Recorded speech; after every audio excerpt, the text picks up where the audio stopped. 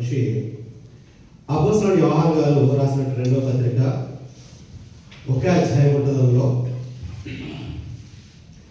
ఆయన ఏం తెలియజేస్తారంటే 9వ వచనంలో క్రీస్తు బోధ యొక్క నిలిచి ఉండక అన్నాడు. క్రీస్తు బోధ అంటే క్రీస్తు కాకుండా ఇంకా వేరే వాళ్ళు బోధించిన బోధలు కూడా ఉంటాయంటే ప్రతి చోట కల్తీ ఎలా ఉంటుందో ప్రతి పదార్థంలో, అలాగే ప్రతి వస్తువులో డూప్లికేట్ ఎలా ఉంటుందో అలాగే బోధలో కూడా కల్తీ అనేది చొరబడ్డది. ఇది ఇప్పుడు చొరబడ్డది కాదు, ఇది ఆదిమ అపోస్తల కాలంలో చొరబడినట్లుగా మనకి గ్రంథం తెలియజేస్తుంది. వాళ్ళందరూ కూడా దొంగవారు దొంగ పనివారని ఈ గ్రంథం తెలియజేస్తుంది. అంటే యేసుక్రీస్తు వారు బోధించింది కాకుండా దానికి కొంచెం జోడించి ఇది కూడా ఆయన బోధించాడు అని చెప్పి కలిపి చెప్పే వాళ్ళు ఆ కాలంలోనే ఉన్నారు. వాళ్ళ వంచుకులను కూడా గ్రంథం తెలియజేస్తుంది. అంటే క్రీస్తు సంఘంలో క్రీస్తు బోధ బోధించకుండా వేరే బోధ బోధిస్తే ఆ బోధ విన్నవారు బోధించేవాడు కూడా పరలోకి వెళ్తాడంటే గ్రంథం అంటుంది అనర్హుడు అని గ్రంథం తెలియజేస్తుంది. వాస్తవానికి క్రీస్తు బోధను నిలిచి ఉండగా దాన్ని విడిచి ముందుకు కొనసాగు ప్రతివాడును ఎవరిని అంగీకరించట్లేదంటే యేసుక్రీస్తు చెప్పిన మాటను బోధించకపోతే ఎవరిని అంగీకరించట్లేదంటే ఆయన పంపిన తండ్రిని అంగీకరిస్తున్నాడు. అంటే తండ్రిని అంగీకరించలేడు.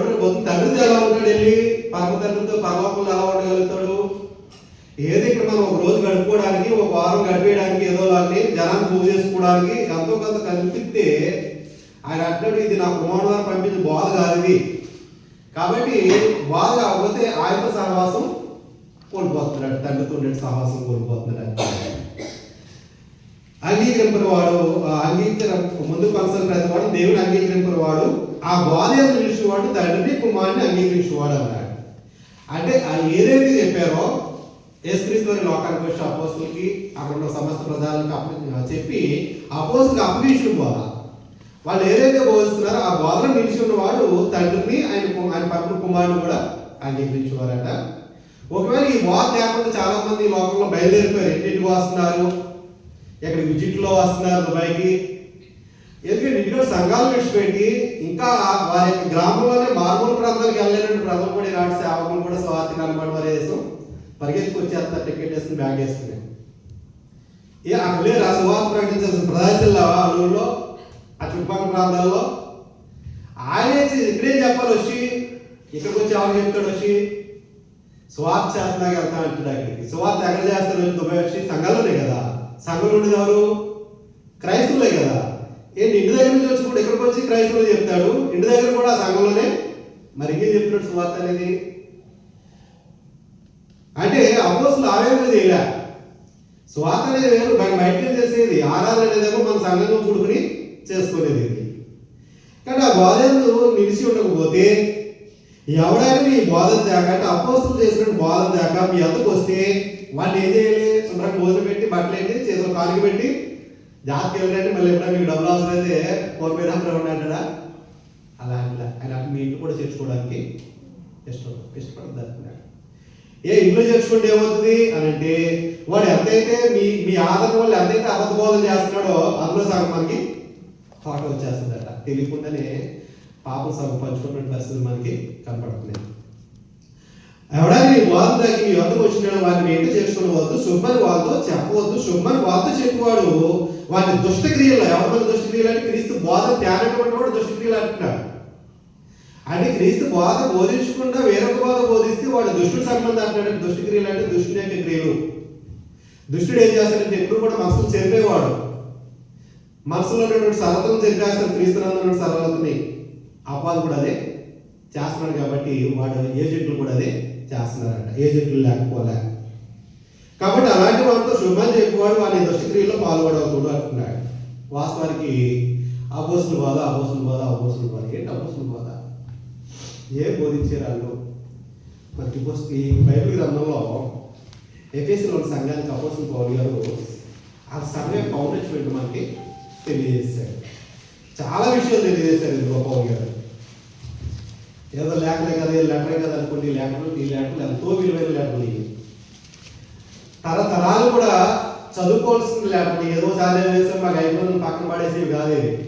ఎన్నిసార్లు చదివినా ఇంకా చదవాలి, ఇంకా నేర్చుకోవాలని 10th ఉందంటే మొత్తం మన ఏదైనా సరే 1 నుంచి 10th వరకు, లేదా ఆ తర్వాత నుంచి కాలేజ్ చదువులేదు, ఒక సంవత్సరం ఏ బుక్ అయినా చదివితే ఒక సంవత్సరమే కదా. ఆ సిలబస్ అంతా కూడా ఒక సంవత్సరం చదువుతారు. 2వ సంవత్సరం చదవాలంటే ఫెయిల్ అయిపోయాడు తప్ప పాస్ అయినాడు ఆ సిలబస్ చదవడు. కానీ గ్రంథం 1 సంవత్సరం కాదు, 2 సంవత్సరం కాదు, మనం చనిపోయే వరకు మన మిగిలే వరకు కూడా చదివినా కానీ ఇంకా చదివి నేర్చుకోవాల్సింది ఇంకా చాలా ఉంటుంది. కాబట్టి విలువ వాళ్ళకి విలువిస్తే మనకి అంతైనా అర్థమవుతుంది. కాబట్టి అక్కడ ఎపిసోడ్ సంఘానికి అపోస్తలుడు పౌలు గారు ఆ బోధ ఏంటో మనకి తెలియాల్సిన అపోస్తలుడు బోధలో ఆ పిల్లర్స్ మీద మనం ఉంటే ఆ బోధ నుంచి పడిపోయిన పరిస్థితులు ఉండబట్ట. 4వ అధ్యాయం మనం జాగ్రత్తగా ఆలోచించినట్లయితే అంటున్నాడు. 4వ అధ్యాయం 4వ వచనం నుంచి శరీరం ఒక్కటే, శరీరం అంటే ఏంటి అని ఆలోచన చేస్తే 1వ అధ్యాయంలో ఇదే పత్రిక 1వ అధ్యాయంలో 23వ వచనంలో అంటున్నాడు ఆ సంఘము ఆయన శరీరం. అంటే యేసుక్రీస్తు వారి యొక్క సంఘం అంటే యేసుక్రీస్తు వారి యొక్క శరీరం అంటున్నాడు. ఇప్పుడు శరీరం ఒకటే అంటే యేసుక్రీస్తు వారికి సంబంధించింది సంఘం ఒకటే. ఆయన సంబంధించిన 10 సంఘాలు లేవు 10 ఊళ్ళో, లేకపోతే ఒకే ఊళ్ళో 10 వీధుల్లో 10 సంఘాలు లేవు. ఆయన సంబంధించింది ఎక్కడ సరే ఒకటే ఉంటుంది. అది కూడా ఆయన పేరు మీదే ఉంటుంది, రిజిస్టర్ అయి ఉంటుంది. అంటే అపోస్తలులు ఏం బోధించారంటే సంఘం అనేది ఎక్కడైనా సరే ఒక్కటే ఉండాలంటే ఆయన పేరు మీద రిజిస్టర్ అయి ఉండాలి సంఘం. తర్వాత అంటాడు ఆయన ఆత్మయు ఒక్కడే. పరిశుద్ధ ఆత్మలు కూడా ఆత్మలు అనేక మంది లేరు. రా దిగిరా అంటే వచ్చే ఆత్మ లేడు. సంఘంలో ఏదైనా చుట్టాలు తెలిసినట్టు కానీ రా అంటే ఆయన రాడు. ఆయన నిజంగా దైత్య అంటాడు వచ్చి. నిజంగా దైత్యం చేస్తే నా నాలుగుని మండించి అంటాడు. నిజంగా మాట్లాడితే నాలుగుకి ఉంటాడా అంటే ఆ ఆలోచన మాటలు ఇవన్నీ కూడా ఆయన్ని అవమానపరుస్తుంది కదా.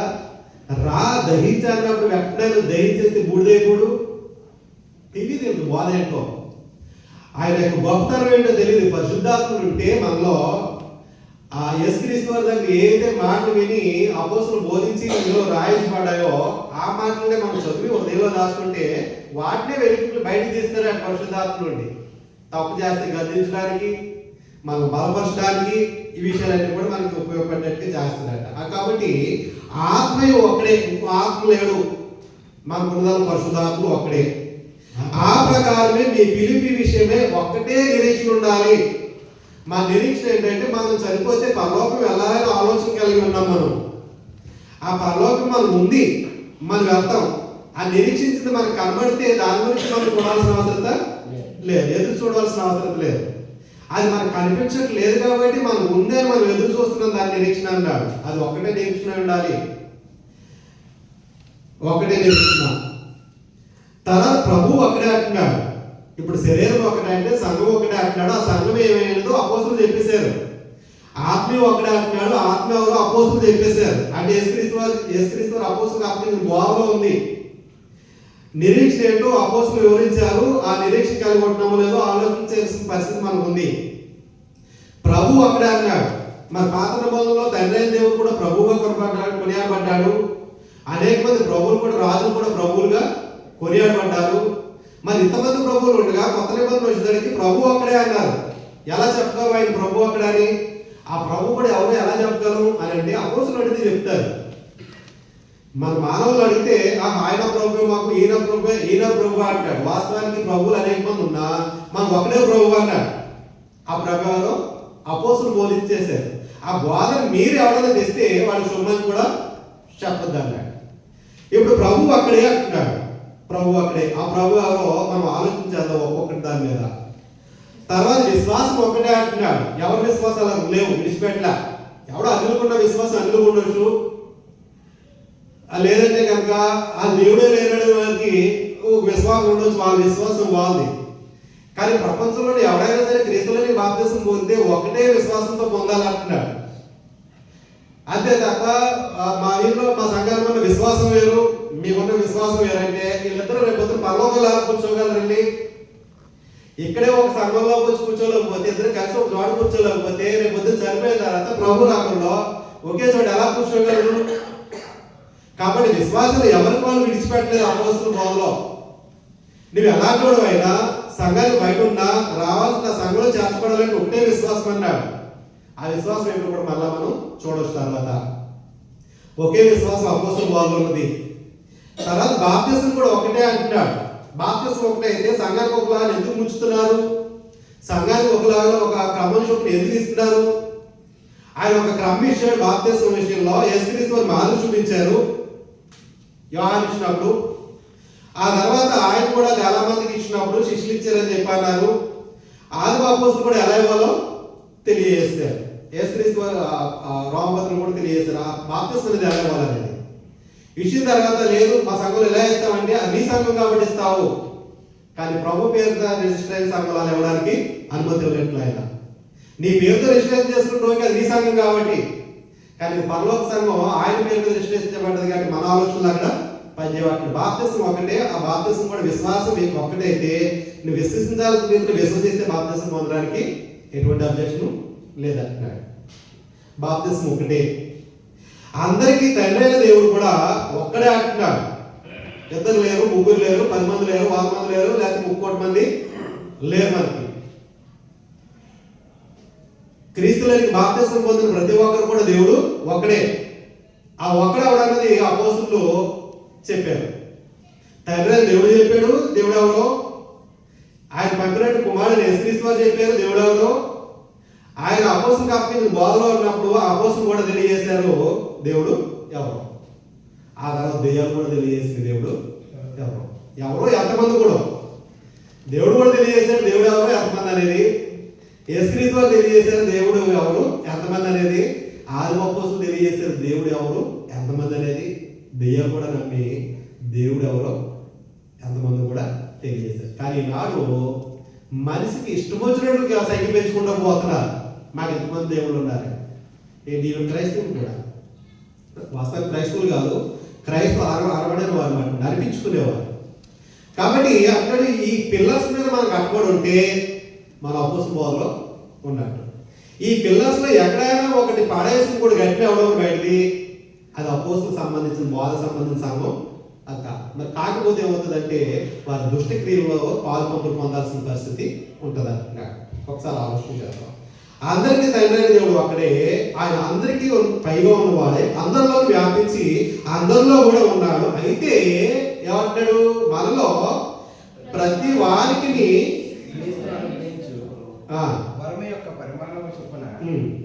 కృప ఇవ్వబడింది అంటున్నాడు. ఒకసారి ఆలోచించేద్దాం. తండ్రి అయిన దేవుడు అక్కడే, బాప్తిసం ఒకటే, ఇవన్నీ కూడా విషయాలు తెలియజేస్తూ ఇది అపోస్తలుల బోధ. ఈ పిల్లర్స్ మీద కట్టమన్నప్పుడు ఒకసారి కొరింథీయుల సంఘానికి అపోస్తలుడు పౌలు గారు రాసిన పత్రికలో చూస్తే 3వ అధ్యాయము 10వ వచనంలో ఆయన కడుతున్నాడు. ఇప్పుడు పునాది వేస్తున్నారు, ఆ పునాది మీద చాలా మంది కడుతున్నారు కదా, కట్టే విధానం సరిగా లేకపోతే కూలిపోద్ది అంటున్నాడు. 3వ అధ్యాయం 10వ వచనంలో పౌలు గారు అంటున్నాడు, కొరింథీయులో ఉన్న సంఘానికి తెలియజేస్తున్నాడు, ప్రభు అప్పగించినటువంటి బోధ ద్వారా బేస్మెంట్ వేస్తున్నారు. దేవుడు నాకు అనుగ్రహించిన కృప చొప్పున నేను నేర్పరైన శిల్పకారుని వలె, ఏదో అటు ఇటు చెక్కేసి బొమ్మ తయారైపోతున్నటువంటి శిల్పకారు కాదు. ఈయన మంచి ఎక్స్పీరియన్స్ ఉన్నటువంటి శిల్పకారుడు. పన్ను ఎక్కడ పెట్టాలో, ఎలా పెట్టాలో, సైజ్ ఎంత పెట్టాలో చక్కగా చెక్కగలిగిన శిల్పకారులు ఉంటారు. అయ్యో ముక్కలా అన్ని తయారు చేసిన ముక్కు సూది పెడదానికి ఎగిరిపోయింది అన్నాడు అనుకోండి, ఆ బొమ్మ అంతా కూడా పక్కన పడాల్సిందే. అన్ని తయారు చేసి నువ్వు గుడ్డిలో ఎగిరిపోయింది అనుకోండి, అది గుడ్డి బొమ్మ అయిపోతుంది కదా, దానికి విలువ ఉంటుందా? విలువ ఉంటుంది, పక్కన పడాల్సిందే. అలాంటి శిల్పకారులు వల్ల పునాదేలా ఏదో మర్చిపోయాను, ఏదో కొంచెం కోర్స్ మీద వేసేసాను అంటాయి. జ్ఞానపరి అయినటువంటి శిల్పకారుల వల్లే, అన్ని తెలిసినటువంటి శిల్పకారుల వల్లే ప్రభు ఏదైతే బోధించాడో దాని ప్రకారంగా మేము పునాది వేయాలంటున్నాడా? వేసారా? వేసేసారు. ఇప్పుడు మళ్ళీ ఏమవలసిన అవసరం ఉందా? నా పునాది నేను వేసాను, మీ పునాది మీరు వేసుకోండి అంటున్నాడా? మీకు ఇష్టం వచ్చినట్టు వేసుకోవచ్చు అంటున్నాడా? లేదు, వేసేసాము. పునాది వేసి తిని పునాది వేసి తిని మరి ఒకటి దాని మీద కట్టుకొస్తున్నాడు. కట్టుకోవడానికి అవకాశం ఇచ్చాడు, కానీ పునాది వేయడానికి అవకాశం వెళ్ళా. బేస్మెంట్ ఆ 7 పిల్లర్ల మీద బేస్మెంట్ అయిపోయింది. ఇప్పుడు ఇష్టం వచ్చినట్టు కట్టుకో, స్వాచ్ ఇచ్చాడు ఇప్పుడు. కానీ ఒకటే అంటున్నాడు, అది బోధ ప్రకారం కట్టకపోతే కూలిపోద్ది అంటున్నాడు. ఈ బేస్మెంట్ మీద లేకపోయినా కూలిపోద్ది, ఈ బేస్మెంట్ మీద సరిగా కట్టకపోయినా రెండు ప్రకారమే. ఏ పునాది వేసారో అపోస్తలుల పునాది ఎవరట ఆలోచించేద్దాం. కట్టుకొస్తున్నాడు, ప్రతివాడు దాని మీద ఎలా కట్టున్నాడో జాగ్రత్తగా చూసుకోవాలి. వేసేసిన పునాది మీద కట్టడం చాలా జాగ్రత్త అంటున్నాడు, చాలా జాగ్రత్త కట్టుకోండి అంటున్నాడు. పునాది మీద పర్లేదులే, ఎలా పేరు చేసినా పర్లేదే, వాళ్ళు వేసిపోయింది అనుకుంటే ఏదో పక్కి కూలిపోయే పరిస్థితులు ఉంటాయి. తాపేసులు తెలుసు బాగా, ఎంత ఎక్స్పీరియన్స్ 10 సంవత్సరాలు కాదు, 20 సంవత్సరాలు కాదు, 40 సంవత్సరాల ఎక్స్పీరియన్స్ ఉన్నా తాపి మేస్త్రికి వాళ్ళు లేవుని వడము లేకపోతే గోడ కట్టలేడు. కట్టేస్తారు పైకి కింద నుంచి పైకి కట్ చూడమని నేను తేడా లేకుండా అవడం సరే. మా వాడికి నాకు 40 సంవత్సరాలు నన్ను అనుమానిస్తావా అన్నాడు అనుకోండి, ఒక 5 అడుగులు 6 అడుగులు కట్టమని ఏమి లేకుండా ఏదో పక్కకి ఎంత ఊరిపోతుంది. అది చాలా జాగ్రత్త చూసుకుని, నీకు ఎక్స్పీరియన్స్ ఉంది కానీ నీకు ఆధారమైందని పట్టుకోకుండా నువ్వు చేస్తే ఓ పక్కకు పోతుంది. మాకే ఎక్స్పీరియన్స్ ఉంది, సంఘం నడిపిస్తుంది కానీ గ్రంథాన్ని ఆధారం చేసుకోకుండా నడిపిస్తే ఏదో పక్కకి పోతాడు. ఆయన అంటాడు, గ్రంథం మనకి ఇచ్చిస్తే అందులో బోధ ఉంది, దాని ప్రకారం నేను పునాది వేసేసాను, జాగ్రత్తగా కట్టుకోండి. ప్రతివాడు దాని మీద ఎలా కట్టున్నాడో జాగ్రత్తగా చూసుకొని వాళ్ళను వేయబడిన తప్ప మరి ఒక పునాది ఎవరో కూడా వేయనారు అంటున్నాడు. వాళ్ళకు కొత్తగా ఏమి అవసరం బేస్మెంట్ లో అమాసంగా క్రమం మీదండి, ఆ క్రమాలే పెట్టద్దు అంటున్నాడు. ఆల్రెడీ అక్కడ పిల్లలు ఇచ్చాడు. దేవుడు ఒకడే, ప్రభు ఒకడే, ఆత్మ ఒకటే, విశ్వాసం ఒకటే, బాప్తిస్మం ఒకటే, నిరీక్షణ ఒకటే. అంతే తప్ప ఇది మాకు సంబంధించిందంటే నిజంగా మీకు సంబంధించిందే, అది మన ప్రభుకి సంబంధించిన సంఘం కాదు.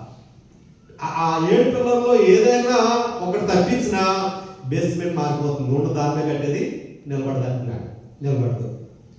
కాబట్టి ఎవరు వీళ్ళకి పునాది వేయనారు. ఈ పునాది ఎవరంటే క్రీస్తే అన్నాడు.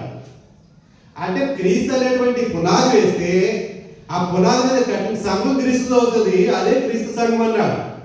ఈ పునాది కనుక లేదు, మా అయ్యగారు ఇలా చెప్పారని అయ్యగారు బాధని అయ్యగారు ప్రకారం వేస్తే అది అయ్యగారు సంఘం అవుతుంది. మీ అయ్యగారు సంఘం అవుతుంది తప్ప క్రీస్తు సంఘం ఏనాటికి కాదు.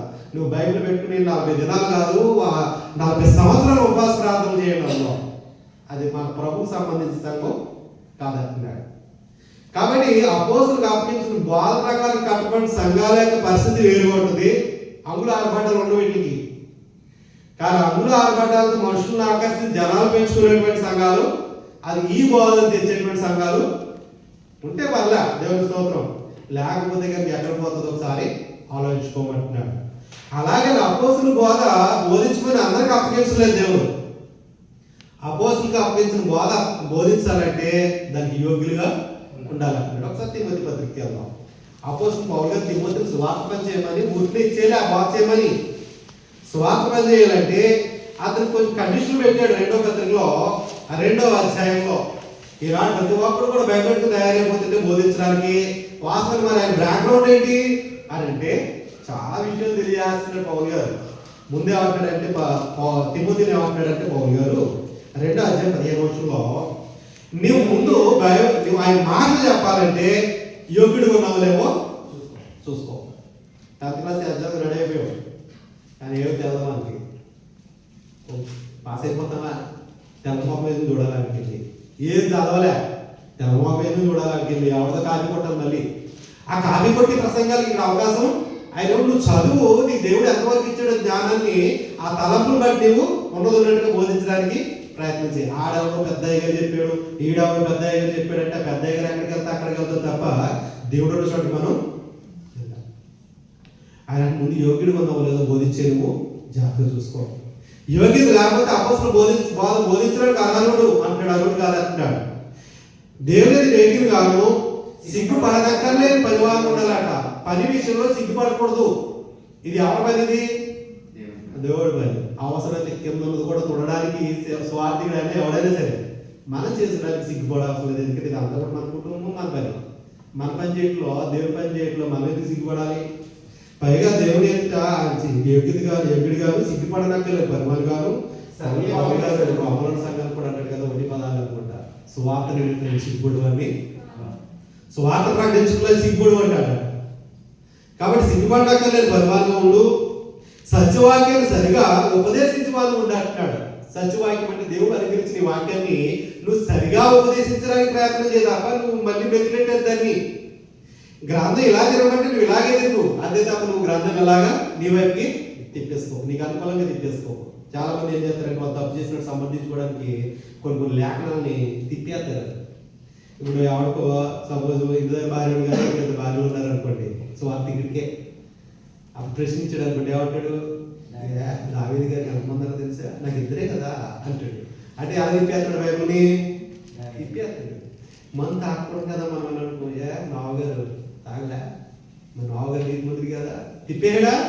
దాని చుట్టూ మనం దగ్గర మన తాకూడదు నూతన నిబంధన మన తెలియజేస్తే, వ్యభిచారం చేయకూడదు నూతన నిబంధన మన తెలియజేస్తే, మన దాని చుట్టూ తిరిగితే మన బ్రతుకులు మారుతాయి. కానీ దీని మన చుట్టూ తిప్పుకుంటే మన బ్రతుకులు ఎప్పటికీ మారో, అక్కడికి పోతాయి. కానీ మనకు అనుకూలంగా మార్చుకోవడానికి దేవుడు గ్రంథాన్ని ఇవ్వలే. దేవుడికి అనుకూలంగా మన హృదయాన్ని మార్చుకోవడానికి దేవుడు ఈ గ్రంథాన్ని ఇచ్చాడు.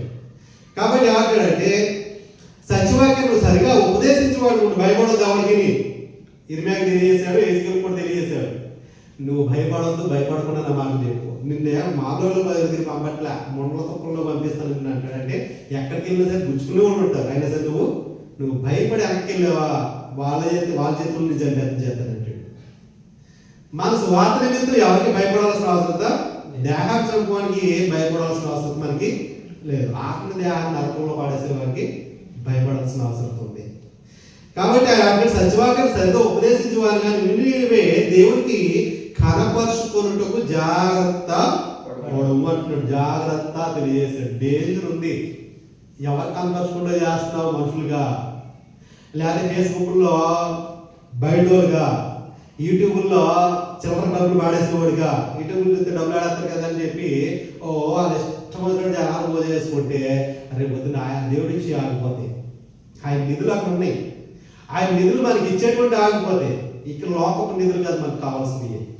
కాబట్టి మనుషులు కనపరుచుకోవడానికి కాదు మనం చేయాల్సింది, దేవుడు కనపరుచుకోవడానికి నీ యోగుడు ఉన్నావో లేదో తెలుసుకుంటున్నాడు. అది యోగ్యత లేకపోతే దేవుని యొక్క మాటలు బోధించడానికి అర్హుడు కాదంటున్నాడు. 50 కీర్తనలో గత వారం ఒకసారి చదువుకున్నాం మనం. 50 కీర్తన ఏం చేస్తుందంటే దిద్దుబాటు చేస్తుందట. ఇక్కడ నుంచి చెప్పే ప్రతి ఒక్కరు కూడా పరిశుద్ధులని అనుకోవాల్సిన అవసరం లేదు, కూర్చున్న వాళ్ళందరూ కూడా పరిశుద్ధులని అనుకోవాల్సిన లేదు. ఎందుకంటే ఇద్దరిలో కూడా అటు ఇటు కూడా ఉంటారు. కాబట్టి నుంచి చెప్పేవాడు పరిశుద్ధత లేకపోయినా, సరిగ్గా ఉపదేశించకపోయినా, ఉపదేశించిన ప్రకారం నడుచుకోకపోయినా, వినేవాడు కరెక్ట్గా ఉంటే ఖండించాల్సిన పరిస్థితి ఉంది. అది అపోసలు పోవాలి. అయిపోయి ఏమన్నంటే మళ్ళీ మన మీద ఫైర్ అయిపోతాడేమో, సంఘాన్ని రావద్దాడేమో, ఇంక మన మీదే ప్రసంగాలు చేస్తాడేమో అని అనుకుని వదిలేస్తే అది అపోసలు పోవాలి సంబంధించిన వ్యక్తి. 50 కీర్తన 16 వర్షంలో అంటున్నాడు, భక్తిహీనంతో దేవుడిని సెలవిస్తున్నాడు, నా కట్టడలు వివరించడానికి నీకు ఏంటి పని. ఎవరి కట్టడలో దేవుని యొక్క మాటలు చెప్పేస్తున్నాడట. నేను ఎవరు చెప్పమన్నాడు అని ప్రశ్న వేస్తున్నాడు. వాళ్ళు ఎవరట చెప్పుకోండి భక్తి పనులను నమ్మనుకుంటున్నాం. వాస్తవం ఎందుకంటే అబ్బో చాలా చెప్పేస్తున్నాడు, చాలా తెలిసి అందరించి అనుకుంటున్నావు. ఆయన అంటాడు భక్తిహీనుడా, నా మాట ఎందుకు చెప్తున్నావు నువ్వు అంటే మనుషులకేమో చక్కగా కనపడుతున్నాడు, కానీ దేవుడికేమో దుర్మార్గంగా కనిపిస్తున్నాడు. ఆయన ఏమంటున్నాడంటే దిద్దుబాటు నీకు అసహ్యం కదా. ఏంటి దిద్దుబాటు, ఏం దిద్దుకోవాలి అంటే తప్పు బయటకు తప్పులు చేస్తూ ఆదివారం వచ్చేదానికి ఒకవేళ కరెక్ట్గా నడిపించేస్తున్నాడేమో. ఆయన అంటున్నాడు దిద్దుబాటు నీకు తగ్గుతున్నప్పుడు దిద్దుకో. దిద్దుబాటు నీకు అసహ్యం కదా, చెప్పేవాడు నీకు అసహ్యం కదా, మరి దిద్దుబాటు నీవు నా మాటలు వెనకే వేస్తున్నావు అంటే నీ వైపు తిప్పేస్తున్నావు, గ్రంథాన్ని స్టీరింగ్ తిప్పేస్తున్నావు, నీ వైపుకి తిప్పుకోవద్దు. దిద్దుకుని నా గ్రంథ ప్రకారం నడుస్తున్నాడు. అపోస్తులకు అప్పగించాం కదా బాధ ఎలా ఉండాలో, మన మీద తిప్పేస్తున్నావు అంటున్నాడు ఆయన. నువ్వు దొంగ చూసినప్పుడు వాంతి ఎగిపిస్తావు, హింసలతో నువ్వు సాంగత్యం చేస్తావు, ఆనందం వెలికి బయటకి వెళ్తే ఇవే బ్రతుకులు, ఆదరణ వస్తే పరిశుద్ధత బ్రతుకులు. ఎలా కుదురుతుంది రెండింటికి? ఒకవేళ మనుషులు మోసపోవచ్చు వచ్చేమో కదా దేవుడు అంటున్నాడు, నువ్వు నన్ను నా నుంచి తప్పించుకోలేవు అంటున్నాడు. కాబట్టి దేవుడు ఎవరో అపోస్తులు తెలియజేసినటువంటి బోధ ప్రకారం నడుచుకోవాలంటున్నాడు. ప్రభు ఎవరో తెలియజేశారు, పరిశుద్ధాత్మ ఎవరో తెలియజేశారు, సంఘం ఏ పేరుతో పిలవాలో తెలియజేశారు. బాప్తిస్మం ఎలా ఇవ్వాలో తెలియజేశారు, మన నిరీక్షణ ఏంటో తెలియజేశారు, మన విశ్వాసం ఏంటో తెలియజేశారు అపోస్తలులు. దీనికి భిన్నమైనటువంటి బోధ ఏదైనా ఉందంటే అది కలిపి చేరుకుడు బోధ. బోధించినోడు నిత్యనాశనం అంటున్నాడు, దాని ప్రకారం ఇల్లు నడిచిన వాడు నిత్యనాశనం అయిపోతాడు అంటున్నాడు. మరి ఇంకెందుకు మరి అన్ని సంవత్సరాలలో అంత కానుకలు ఇవ్వడం సంఘానికి? ఈ బోధ బోధించలేని సంఘానికి, లేదా ఈ బోధ ప్రకారం నడవలేని సంఘానికి అన్ని సంవత్సరాలు ఎందుకు మన త్యాగం? ఎందుకు వాళ్ళకి త్యాగం చేయాలి మన కష్టాన్ని? కాబట్టి ఆయన అంటున్నాడు, భక్తిహీనతను సాధించడం కూడా చేయడానికి అవకాశం లేదు. ఎందుకంటే దుష్టక్రియలో కూడా పాలుభాగస్తులు అంటున్నాడు. కాబట్టి ఇంకా మనం ఆలోచన చేసినట్లయితే ఆయన అంటున్నాడు, అపోస్తల బోధ అందరికీ ఇవ్వడండి దిద్దుబాటు అనేది వాళ్ళకి అసహ్యం. కాబట్టి అపోస్తల కార్యాలు 15వ అధ్యాయంలో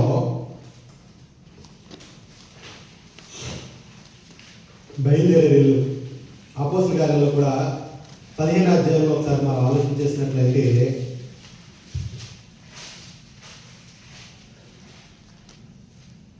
24వ వచనంలో అపోస్తలులతో ఉండి ఆ బోధ విని ఆ బోధ ప్రకారం బ్రతకాలని ఉద్దేశించి ఆ బోధని ప్రకటించాలని ఆలోచన చేసుకుని బయటికి వెళ్ళి బోధన మార్చేసినట్టు ప్రజలు ఉన్నారట.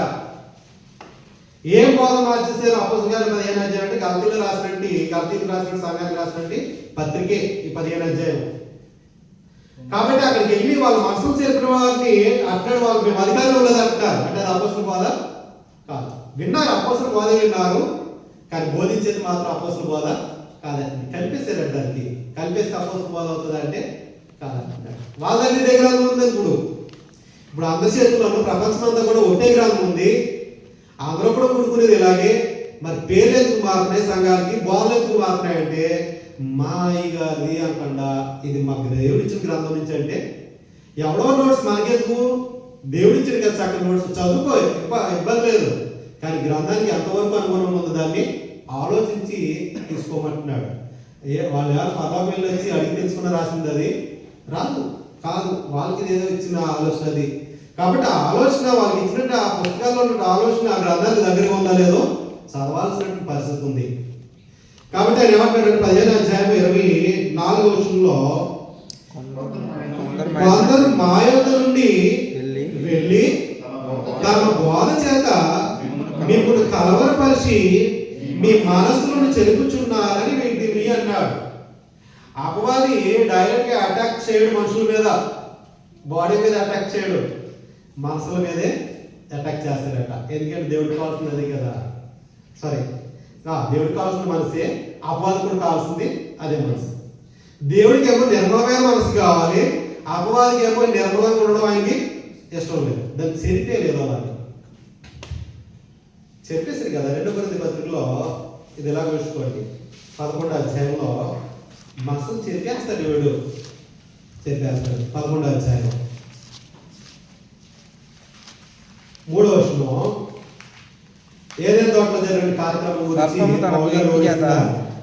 సర్పం తన కుయుక్తి చేత హవను మోసకొచ్చినట్లు మీ మనస్సులను చెరుపుబడి. అవ్వ శారీరకంగా మోసపోలే, మనస్సు చెడిపోయేదట. మనస్సు చెడిపోతే దేవునికి దూరం అయ్యే పరిస్థితులు. తనే కాకుండా తన కుటుంబంలో భర్తను కూడా లాక్కుపోయిందట. అంత పవర్ఫుల్ స్త్రీకి ఆనాటి నుంచి వస్తుంది అది. సైడ్ దాన్ని పెట్టించాలంటే భర్తని ముందు భార్య, అంత అబ్బాయి అటాక్ చేసేదాకంటే బలహీనమైన ఘటన మీదే.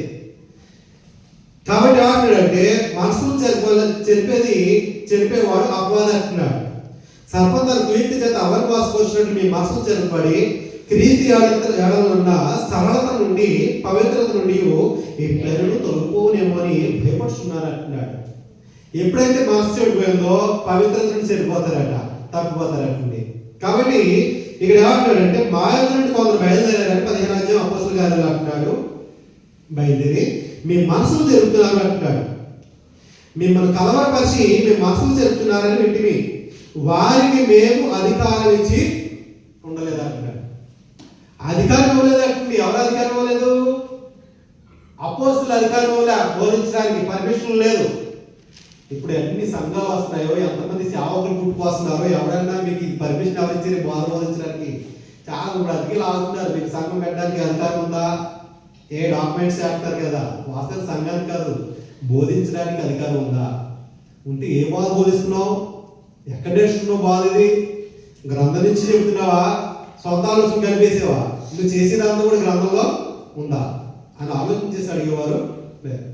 వాళ్ళు అడిగితే మేము వాళ్ళకి అధికారం ఇవ్వలేదు అంటున్నారు. అంటే అధికారం ఇవ్వకుండానే సొంతంగా బోధించేవాడు, వాళ్ళుగా స్వార్థికులుగా చెప్తూ బోధించేవాడు చాలా మంది అయిపోయారండి. ఆ కాలంలో స్టార్ట్ అయిపోయింది 100 సంవత్సరాలు వచ్చి. అని అంటున్నాడు, వారికి మేము అధికారం ఇష్టం లేదు కనుక మనుషుల్ని ఏర్పరిచి మన ప్రభువైన యేసుక్రీస్తు పేరు కొరకు తమ్మును తాను అప్పగించుకున్న బర్నబా, పౌలు అను మన ప్రియులతో కూడా మీ వద్దకు పంపిన వ్యక్తమైన మాకు అందరికీ ఏకాభిప్రాయము కలిగింది. కాబట్టి వాళ్ళు ఏం చేశారంటే పౌల్ని బర్నబాని సువార్తను ప్రత్యేకించి పంపించారట. అంటే ఈ బాధ బోధించడానికి అర్హులు ఎవరో అనర్హులు ఎవరో తెలియజేశారు. ఇప్పుడు పౌలు గారు అర్హుడు కాబట్టి పౌలు గారిని పంపించారు. అంత్యోక్యలో వర్క్ చేస్తున్నాడు, నేను పని చేస్తున్నాడు. బర్నబా కూడా అక్కడే ఉన్నాడు. అంతే తప్ప వేరే వాళ్ళకి మేము అధికారం ఇవ్వలేదు కానీ మోసపోలేదా జనాలు? ఒకళ్ళు ఇద్దరు, చాలా మంది మోసపోయారు అట్లా బాగుంది. అంటే వీళ్ళు పౌలు బర్నబా బోధించేది కరెక్టా, వీళ్ళు బోధించేది కరెక్టా? అప్పుడే వీళ్ళకి సంసిద్ధాలు ఏర్పడ్డాయి. ఎందుకంటే ఇద్దరు కూడా మేము ప్రభువుని నమ్ముకున్నాం అంటున్నారు. ఈ బోధ బోధించే వాళ్ళు చచ్చిపోతే ఇద్దరు కూడా పరలోకం వెళ్తాం అంటున్నారు. కానీ బోధన మాత్రం వ్యత్యాసాలు వచ్చేసింది. ఇప్పుడు కాదు, వాళ్ళు ఏమంటారంటే రక్షణ పొందితేనే మీరు పరలోకం వెళ్ళరు, బాప్తిసం పొందితేనే మీరు రక్షించబడరు, క్షమించాలి, సున్నతి కూడా పొందితేనే. ఆ బోధ అపోస్తులు ఇచ్చినట్టు బోధ కాదు. అంటే యేసుక్రీస్తు వారు అపోస్తులకు అప్పగించలేరు కాబట్టి అపోస్తులు ఎక్కడ కూడా ఆ బోధ బోధించలే. ఎందుకంటే గల్తీ పత్రికలో వాళ్ళు ఖచ్చితంగా తెలియజేసే విషయాలు మనం ఆలోచన చేస్తే ఈనాడు కూడా ఎన్ని కలిపి చెప్పేస్తం లేదు. ఇలా ఆలోచించేవారు, బోధించేవాడు ఆలోచించకపోతే ఓకే, వినేవాడైనా చదువుకున్నవాడే కదా ఆలోచించాలి కదా. 5వ అధ్యాయము గల్తీ పత్రిక 5వ అధ్యాయంలో ఈ మనస్పర్ధల విషయం వాళ్ళు ఏమంటాడంటే అక్కడ ఆలోచన చేస్తున్నాం, గ్రంథం నుంచి ఆలోచన చేద్దాం. 3వ వచనం నుంచి అంటున్నాడు, 2వ వచనం చదువుకుందాం. చూడుడి, మీరు సున్నతి పొందిన క్రీస్తు వల్ల మీకు ప్రయోజనం ఏమి? సున్నతి పొందడం వల్ల మీకు క్రీస్తు వల్ల ఏ ప్రయోజనం? ఏమి లేదు. ఒకవేళ అలా ప్రయోజనం ఉంటే విగ్రహాలకు కూడా ఏదో ప్రయోజనం ఉంటుంది. వాడు కూడా ఏదో పూజలు చేస్తారు, వాళ్ళ మతాన్ని బట్టి, వాళ్ళ సిద్ధాంతాలను బట్టి. వాడు కూడా దేవుణ్ణి ఆరాధించేది, వాళ్ళ దేవుణ్ణి. వీళ్ళు కూడా సున్నత సంబంధాలు కూడా ఆరాధిస్తున్నారు. అలాగే క్రీస్తు వల్ల ఎటువంటి ప్రయోజనం లేదంటే మీకు క్రీస్తుకి ఎటువంటి సంబంధం లేదు చెప్తుంది. ధర్మశాస్త్రం ప్రతి మనుషుడు ఆచరింపబద్ధులై ఉన్నాడని సున్నతి పొందిన ప్రతి మనుషుడికి నేను మరలా దృఢంగా చెప్తున్నాను. మీలో ధర్మశాస్త్రం వల్ల నీతిమంతులను తీర్చబడిన వారు ఎవరు? వారి క్రీస్తుల నుండి బొత్తిగా వేరు చేయబడి ఉన్నారు, కృపలో నుండి తొలగిపోయి ఉన్నారు అన్నాడు. కృపలో నుండి తొలగిపోయి ఉన్నారు. ధర్మశాస్త్ర ప్రకారం నడుచుకోవాలనుకుని బోధించే వారికి మేము అధికారం లేదు అంటున్నారు. అంటే ధర్మశాస్త్రం అంటే పాత నిబంధనలో ఉన్నదాని ప్రకారమే నడాలి అని కాకుండా, మీరు పాత నిబంధనలో ఆయన చెప్పింది కరెక్టే అపోస్తులు, కానీ పాత నిబంధన కూడా మనం దాన్ని కూడా అనుసరించి నడుస్తూ ఉండాలని కొంచెం కలిపేస్తున్నాడు. అందులో ఏం కలిపేస్తున్నాడు? సున్నతం తీసుకొచ్చారు. మరి బలులు, మరి ఆరాధనకి ఎరుసలేము వెళ్ళాలి కదా, 3 సంవత్సరానికి కుమ్మారు వెళ్తున్నారా? బలు అర్పిస్తున్నారా? పండగ పొన్నమాడు కొమ్మూరు ఊపుతున్నారా? అమావాస్యడు ఎన్ని చేస్తున్నారా? కోత పండుగలు చేస్తున్నారు, ఎన్ని లేవే? అంటే ఒక్కొక్క చోట ఒక్కొక్కటి ఇప్పుడు కొన్ని కలిపేశారు. అది కల్పించేది ఇప్పుడు పోదన్నారు, వాళ్ళకి మేము అధికారం లేదంటున్నాడు. కాబట్టి ఇలా మనసులు చెరిపే వాడికి అపోస్తుల బోధ అర్థం కాలేదు. అది ప్రభు యొక్క బోధ కాదు కాబట్టి అది క్రీస్తు సంఘానికి సంబంధించిన బోధ కదా. ఇంకెవరితో కొన్ని విషయాలు తెలుసుకుని మనం ముగించేసుకుందాం. ఫిలిప్పీలోని సంఘానికి రాసిన పత్రికలో కొంతమంది కడుపు పోషించుకోవడం బైబిల్ పట్టుకున్నారు, జాబుల్లో బాగా చదువుకున్నారు, జాబుల్లో. కొంతమంది సినిమా ఆడటం అయిన తర్వాత వాళ్ళకి ఆఫర్లు లేవు. అప్పుడు ఏం చేస్తున్నారు? అది అందులో బ్రతకలేక, ఇటు లోకల్లోకి వెళ్ళి కష్టపడలేక బైబిల్ పట్టుకుంటే ఫాలోవర్స్ చాలా మంది ఉంటారు. మనం ఎక్కడ ఆల్రెడీ రంగులు పూసుకుని తిరుగులోవే కదా, అందులో వేసినట్టు ఇందులో కూడా గదులు ఎత్తే 4 డాన్స్ స్టెప్లు వేసినా మనకి ఆకర్షితులయ్యే వాళ్ళు చాలా మంది ఉన్నారు. కాబట్టి వాళ్ళ కడుపు ఎదురుని పోషించుకోవాలి. కాబట్టి వాళ్ళ కడుపును పోషించుకోవడానికి బైబిల్ పట్టుకుని బోధన చేస్తారు అంటే మేము వాళ్ళకి అధికారం ఇవ్వలేదు అంటున్నాడు. 3వ అధ్యాయం అపోస్తలుడు పౌలు గారు ఫిలిప్పీయుల సంఘానికి రాసిన పత్రిక 3వ అధ్యాయం 17వ వచనం మనం ఆలోచన చేస్తే, సహోదరులారా మీరు నన్ను పోలి నడుచుకుని మేము మీకు మాదిరైన ప్రకారము నడుచుకుని వారిని గురిపెట్టి చూడండి అంటున్నాడు. చూడండి, ఎవరు చూసుకోవాలి? విశ్వాసం చూడాలి. అక్కడ నడిపించేవాడు చెప్పిన వాక్య ప్రకారం నడుస్తున్నాడో లేదో చూసుకోవాల్సిన బాధ్యత ఉంది అంటున్నాడు. చూసుకోవాల్సిన బాధ్యత ఉంది అంటే మీకు మాదిరైన ప్రకారం నడుచుకున్న వారిని గురిపెట్టి చూడండి. అనేకులట క్రీస్తు శిలువుకి శత్రువులుగా నడుచుకుంటున్నారు అంటున్నాడు. ఏంటి, బోధించేవాడే క్రీస్తు శిలువుకి శత్రువుగా నడుచుకుంటుంటే గాడే వెళ్తారు పరలోకం. క్రీస్తు శిలువుకి శత్రువుగా మారిపోతుంటే మార్చేస్తున్నాడు అప్పుడు చాలా మందిని. బయట ఒక రంగు, లోపల ఒక రంగు జీవితం, ఆత్మ సంబంధమైన జీవితం. బయటకి వెళ్తే ఒకలా ఉంటున్నాడు, సంఘానికి వస్తే ఒకలా ఉంటున్నాడు. తెలియదా దేవుడికి? వాళ్ళందరూ కూడా క్రీస్తు శిలువుకి శత్రువులు అంటే పరలోకానికి అనాథులు అంటున్నాడు. మరి అలాంటి కూడా బోధిస్తే ఏమంటున్నాడు? ఎందుకు అలా చేయలేరు అలా ఆలోచన చేస్తే, వీరి గురించి నీతో అనేక పర్యాలు చెప్పి ఇప్పుడు చెప్తున్నాను, నాశనమే వారి అంతమంటున్నాడు. అంటే నాయకులుగా ఉండి అపోస్తలుల యొక్క బోధ ప్రకారం నడవకుండా, బోధించిన దాన్ని బోధించిన ప్రకారం జీవించకుండా ఉండేటువంటి వారికి అంతం ఏంటంటే నాశనమే అంటున్నాడు. నిత్యనాశనం ఉంది. వారి గడిపే వారి దేవుడు అంటున్నాడు. వాస్తవానికి తండ్రి దేవుడు వారి దేవుడు కాదు. యేసుక్రీస్తు వారు చెప్పిన ఆయన దేవుడు కాదు. అపోస్తలులు చెప్పిన వారికి దేవుడు కాదు. వెళ్ళావా, కడుపు నింపిందా, అయిపోయింది. దాచుకున్నావా, కడుపు నింపుకోవడానికి అయిపోయింది అంతే. సువార్త చేసేది ఎందుకు? సంఘం పెట్టుకునేది ఎందుకంటే 4 రాళ్ళు అంకేసుకుంటాయి. ఇది వాళ్ళు జాబ్ చేయాలి, 4 రాళ్ళు అంకేసుకోవాలి, పనికి వెళ్ళాలి, 4 రాళ్ళు అంకేసుకోవాలి అనుకునేవారు. కానీ ఇప్పుడు సేవ చేస్తే 4 రాళ్ళు వెనక ఆటోమేటిక్గా పడిపోతాయి. ఆయన వీళ్ళందరూ కూడా క్రీస్తు శిలువుకి శత్రువులు అంటున్నారు. అపోస్తలులు బోధించిన బోధ కాదది. వాళ్ళు ఉన్నది సమాజం కూడా పెంటతో సమానంగా, వాళ్ళకి ఏ లాభకరములు అనుకున్నారో అవన్నీ కూడా పెంటతో సమానంగా ఎంచుకున్నారు. వాళ్ళు ప్రభు పని ఇతరులు నష్టపోవడానికి సిద్ధపడ్డారు కానీ ఇతరులు నష్టపరచడానికి సిద్ధపడ్డారు. కాబట్టి వారు పడిపోయే వారికి దేవుడు అంటున్నాడు. వారు తాము సిగ్గుపడవలసిన సంగతి లేదు, అతిశయపడుతున్నారు అంటున్నాడు. సిగ్గుపడవలసిన సంగతి లేదు. మనతో ఒక ఆయన వాడు వ్యభిచారం చేస్తున్నాడు, ఈడు వ్యభిచారం చేస్తున్నాడు అని బయటకు సంఘం పెట్టించాడు. వాళ్ళతోటి సిగ్గు లేదు వాళ్ళకి. సిగ్గుపడవలసిన సంగతి లేదు, అతిశయపడుతున్నారు. మా సంఘం పెద్దది అంటున్నాడు. అని 100 మంది కాదు, 1000 మంది వేసుకో, 1,00,000 మంది వేసుకో. సిగ్గుపడాల్సిన సంగతి అది. వ్యభిచారం అనేది దేవుని రాజ్యాన్ని స్వతంత్రించుకోలేరు అంటున్నాడు. వ్యభిచారం మరి మొత్తం దేవుని రాజ్యం ఎలా స్వతంత్రించుకుంటారు? ఇక్కడే స్వతంత్రించుకోకపోతే దేవుడు ఎలా ఉంటారు? సిగ్గుపడాల్సిన సంగతి. ఎందుకంటే కొరింథీ సంఘంలో 5వ అధ్యాయంలో 1 కొరింథీ పత్రిక 5వ అధ్యాయం 1 వచనం తెలియజేస్తుంది. ఇదే సంగతులు అక్కడ కూడా జరుగుతున్నాయట. సిగ్గుపడాల్సిన సంగతులు వాళ్ళు ఏం చేస్తారంటే, మావాడు కాబట్టి అన్ని మెయింటైన్ చేస్తున్నాడు. ఒక పక్కన సంఘాన్ని మెయింటైన్ చేస్తున్నాడు, ఓ పక్కన అమ్మాయిలు మెయింటైన్ చేస్తున్నాడు, ఓ పక్కన వ్యాపారాలు మెయింటైన్ చేస్తున్నాడు, ఓ పక్కన అదే అంటున్నాడు, ఒకరు ఇది అంటున్నాడు. ఇవన్నీ ఉన్నాయి అపోస్తలుల బోధలో. ఏమీ లేవు. సిగ్గుపడవలసిన సంగతి అతిశయపడుతున్నారు, భూసంబంధమైన వాటి అందే మనసు ఉంచున్నారు అన్నాడు. కానీ మన పౌరస్థితి ఎక్కడ ఉందో మర్చిపోరండి. 1 కొరింథీ పత్రిక 5వ అధ్యాయం 1 వచనం. అలా సిగ్గుపడేటువంటి పరిస్థితులు తెచ్చిన వాడు అపోస్తలుల బోధను బోధించడానికి అర్హుడు కాదు. అలాంటి బోధ విన్నవాడు కూడా పరలోకానికి అర్హుడు కాదు అంటున్నాడు. మీలో జాగ్రత్త ఉన్నదని వదంతి కలదు. మీలో ఒకడు తన తండ్రి వారిని ఎంచుకున్నాడట. అటు జాగ్రత్త అన్యులను ఒక అన్యుల్లో జరగలేనప్పుడు సంఘానికి ఒక నాయకుడు కొట్టు నువ్వు ఎలా వ్యభిచారం చేస్తున్నావు? అది దేవునికి మర్యాద? దేవుని నమ్మని గొప్ప చేసేదా? మరి ఎలా సిగ్గు లేదా మనుషులకి? ఆయన అంటున్నాడు, సిగ్గుపడవలసిన సంగతులు మేము గొప్ప అంటున్నాడు. గొప్పే, ఈ లోకంలో నువ్వు గొప్పే కావచ్చు, కానీ పరలోకంలో మాత్రం నీకు నాశనం ఉంది అంటున్నాడు. ఆయన పరలోకం లేదంటున్నాడు. అతిశయపడుతున్నాడట.